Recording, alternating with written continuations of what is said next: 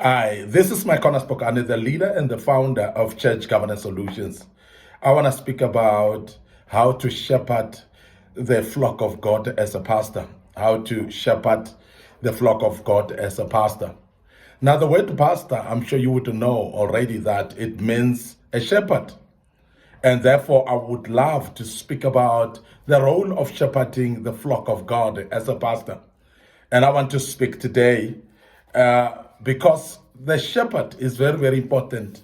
And the shepherd, when you look at any flock, the shepherd is somebody who's actually taking guard or looking after the flock to make sure that the flock is safe, to make sure that the flock is actually protected completely.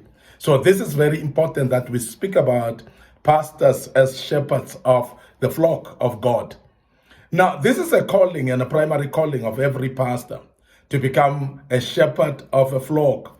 And the flock that is of God, of course. And I think this is very important because a shepherd generally is looking after the flock of his own master. So therefore, pastors alike, they are actually looking after the flock of God. And the flock belongs to God, not to the shepherd itself. And this is very important that we actually outline that from the word go today. Now, I want to embark on being a shepherd as a rescuer, a shepherd being a rescuer. And I want to speak about that pastors are shepherds and they are rescuers to the flock of God. And I want to speak about that because it's very important that we understand that as a shepherd, then, because you're looking after the flock of your master, you are there to rescue the flock, which is very important. And we have seen in the scriptures that David have rescued his father's flock from the bear. And he has rescued the father's flock actually from a lion as well. And he has actually fought against those monster animals because he was actually defending and rescuing his father's flock. And this is what I want to take it as a basis today for pastors as rescuers of the flock of God. Now, as a shepherd, then, you must be a rescuer. Now, I want us to understand as pastors that a sheep is a beautiful, gentle, and a humble animal. And contrary to popular opinion, this animal is very intelligent as well. Because I think many times we look at the sheep because of its humility. And people undermine its intelligence because they see the humbleness of a sheep. It is a gentle and a very beautiful animal, but many people underrate the intelligence of a sheep. And that's very important that we outline that today, that it is a very, very intelligent animal as well. But unlike other animals, I'm sure you would know that a sheep, it has no sense of direction generally, and no instinct of finding its way home. And that's normally what you will see with a sheep. Most of the animals like goats and cattle, and for instance, and you'll find that when they've got a kraal at home, they've got a lot of sense of direction, whereby they will go and graze, but later in the evening, they will actually find their way home. Not a sheep. A sheep doesn't do that and doesn't have a sense of direction. It doesn't have a sense of finding its way back home. And that's a characteristic of a sheep. Now, a sheep can be totally lost within a few miles of its home. It might actually get lost within a few walk or steps away from home, but still not be able to identify home.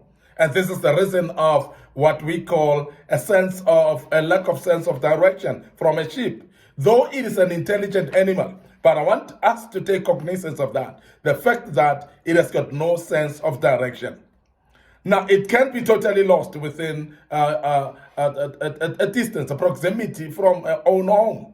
Lost sheep usually will walk around in endless circles in a state of confusion, unrest, and even panic sometimes because they don't know where to go. They will go in circles and they will go around. They're trying to find home. They're trying to find a place where they sleep. But they will go in circles and sometimes and they start panicking because they don't find home. They don't know how to get home. And that's how sheep behave. And I want you to take this, therefore, the premises, and look at the flock of God. Look at the individuals in church that you've been assigned to look after. As a visionary, as a leader, as a man and a woman of God, who's actually being assigned to take charge of the flock of God, you'll understand that the flock of God may be actually behaving like a sheep, because they are called a sheep of God. They're called a sheep. And therefore, the cognizance that I wanted you to take is to understand that sheep may be lost within even its own proximity of home. But that's exactly what normally happens with congregation. Members of our congregation get confused around. They don't know what to do. And sometimes they don't even know how to get around their own homes. And sometimes they don't know how to deal with issues in their own homes. And that's the reason why you'll find then that people are actually associated to sheep. And Jesus did that. Now, I want us to understand that it is because they may actually wonder, because spiritual matters are very complex. They are not as easy as we think. And that is why many times you may be impatient with your own members, thinking that they know the basic principles, they know how to go around, but sometimes they get totally confused of how to deal with issues. They struggle even how to deal basically with issues that need prayer, with the issues that need just a rebuke, with things that needs actually to talk to. And they get so totally confused in matters that you think they should be knowing. Now, within its range of familiar territory, a sheep generally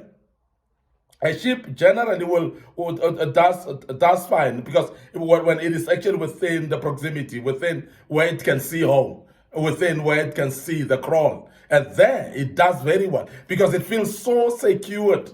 And that is why the flock of God in a congregation is very important, and that is why the fellowship becomes very key as well, that we have our members fellowshipping closely together, so that they can get used to a familiar area, a territory where they can function properly and be fine. So that environment must be created by the pastor and his leadership in a church. And that's what we call being a rescuer of this sheep. And because the sheep will be fine when they're within the confines of their territory, where they can see home, where they can see the crawl, where they can see how to get to where they're sleeping. Very, very important.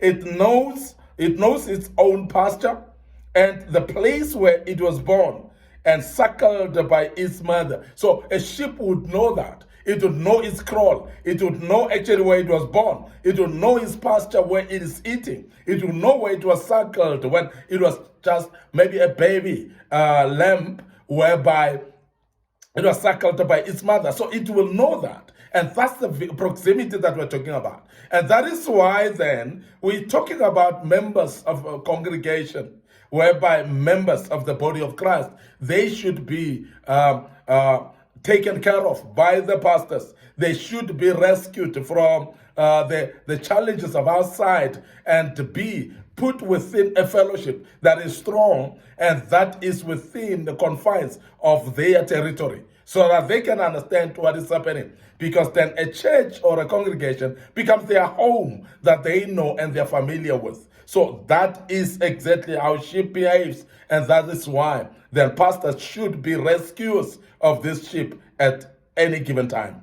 Now, a sheep will invariably rest in the same shade every day and sleep in the same fold and so on. And I'm sure you'd see that type of a behavior. And that is why it is very important, therefore, that the sheep of God, which is the congregation, they should be acquainted to this particular local church. And they must be acquainted to that. They must be acquainted to what is happening in this local church and be taken care of there.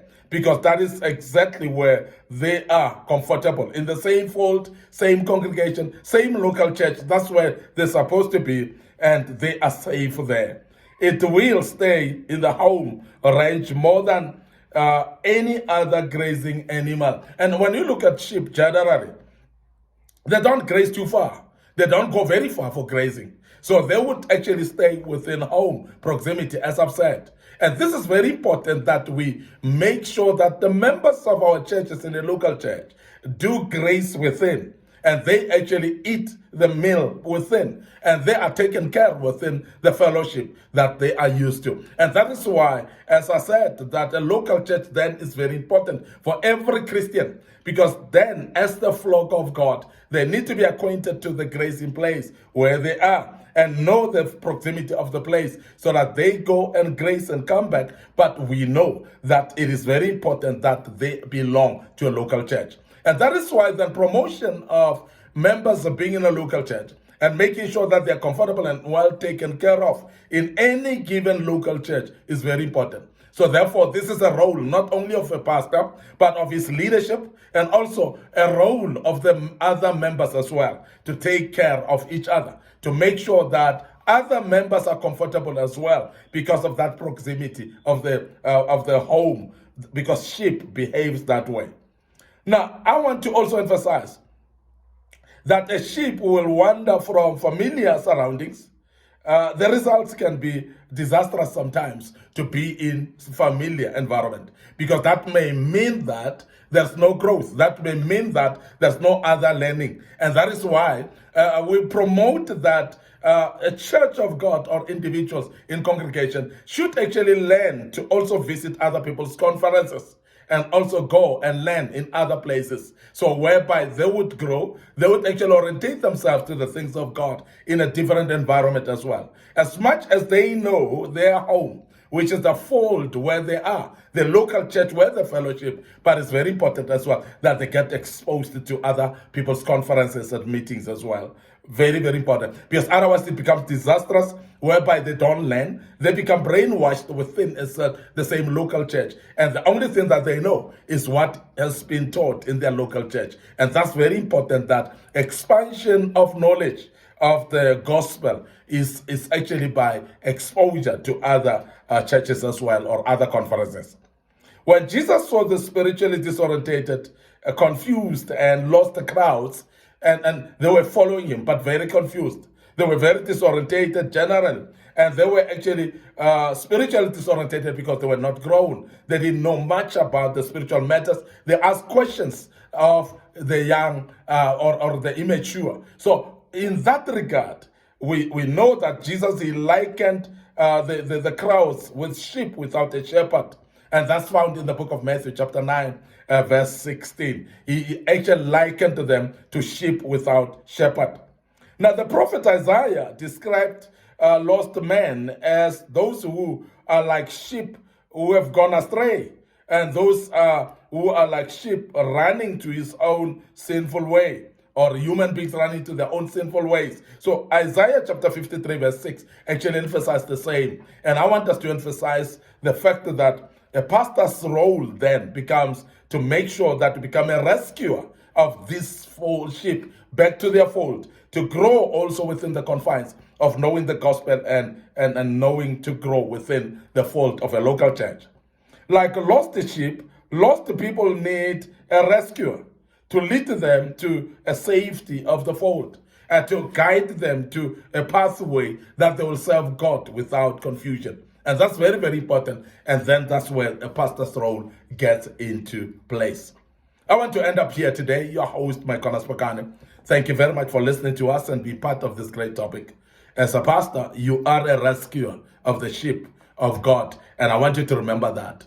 Now, before I check out right now, I want you to remember our Facebook page, Micornus Phokane, Facebook page, Church Governance Solution. And like those pages, please. And click notification buttons on them so that when we post videos of this kind, you may be notified as well.